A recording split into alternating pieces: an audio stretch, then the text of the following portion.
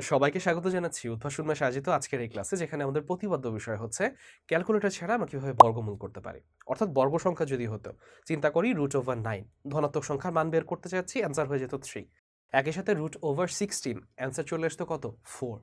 কিন্তু যদি ভাইয়া বলতাম √12, এইটার ক্যালকুলেশন করাটা কিন্তু তোমার জন্য টাফ হয়ে যায়। তাহলে এটা থেকে কিভাবে আমরা সহজভাবে ক্যালকুলেশন করতে পারি, আজকের বিষয়টা কিন্তু সেখানে।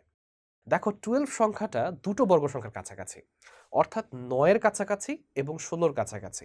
যদি বলি 9 এবং 16 বর্গ সংখ্যার ভেতরে যে সংখ্যাটা আছে সেটা হচ্ছে 12, তাহলে আমি 9 এবং 16 দুটোকে ব্যবহার করে অ্যান্সার বের করতে পারি। আগে 9 থেকে দেখাই। 9 থেকে দেখাবার পরে আমি যখন ক্যালকুলেশনটা করছি, তখন সেই ক্যালকুলেশনটা আমি দেখতে পাচ্ছি √12কে আমি লিখতে পারি 9 + 3। তোমার প্রথম কাজ হবে রুটের পরে যে প্রথম সংখ্যাটা আছে অর্থাৎ 9 আছে তাকে বর্গমূল করে দেওয়া।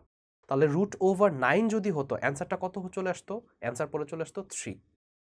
9-এর পরে দেখো একটা সংখ্যা আছে 3, ওইটাকে আমরা আর ধরবো না, ওটা যেমন আছে তেমন থাকুক।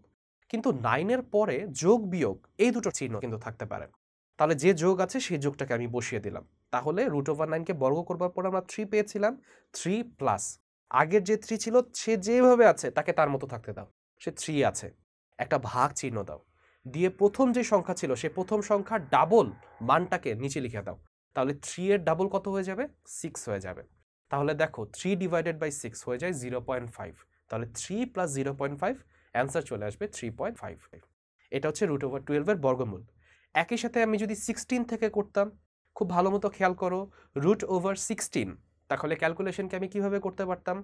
এই জায়গাটায় 12কে √16 এর মাধ্যমে প্রকাশ করতে চাইলে আমি লিখতাম √16 - 4, তাহলে √12 মান আসতো। সবার প্রথম সংখ্যাটিকে আমরা রুট করে দিব, একটু আগে শিখে আসলাম। তাহলে √16 এর মান চলে আসে 4।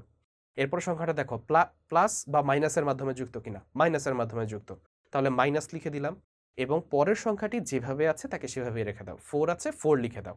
এবং প্রথম যে সংখ্যাটা এসছে √16 এর বর্গমূল, তার ডাবলকে নিচে ভাগ আকারে লিখে দাও। তাহলে 4 এর ডাবল কত? 8। তাহলে 4/8 কত চলে আসে? 4 - 0.5, তাহলে চলে আসে 3.5। তাহলে বুঝতে পারছি √12 এর মাধ্যমে আমরা ক্যালকুলেশন করলাম এবং ক্যালকুলেশনে দেখতে পাচ্ছি মানটা চলে আসছে রুট করবার পর সবচেয়ে প্রিসাইজ মানের একদম কাছাকাছি মানটা। একইভাবে ভাইয়া এবার করে দিব আরেকটা সংখ্যা, এবং আরেকটা তোমাদেরকে জানাতে বলবো বিয়োগের মাধ্যমে করলে কি মানটা আসে। যেমন দেখো √17, ওকে আমরা প্রকাশ করতে পারি কি √16 এবং √25 এর মাঝখানে।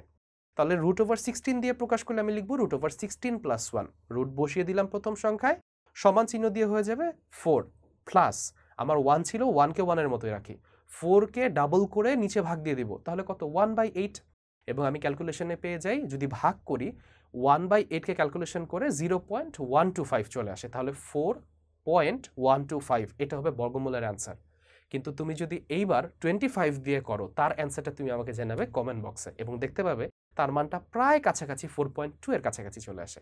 এবং সঠিক ক্যালকুলেশন যেটা 4.12 এর কাছাকাছি, কিন্তু প্রায় 4.2, অর্থাৎ খুব সহজেই আমরা ক্যালকুলেশনগুলো করতে পারি। এরই মাধ্যমে খুব চমৎকারভাবে ক্যালকুলেটর ছাড়া কিভাবে রুট করা যায় এই বিষয়টা আমাদের কাছে ক্লিয়ার হয়ে গেল।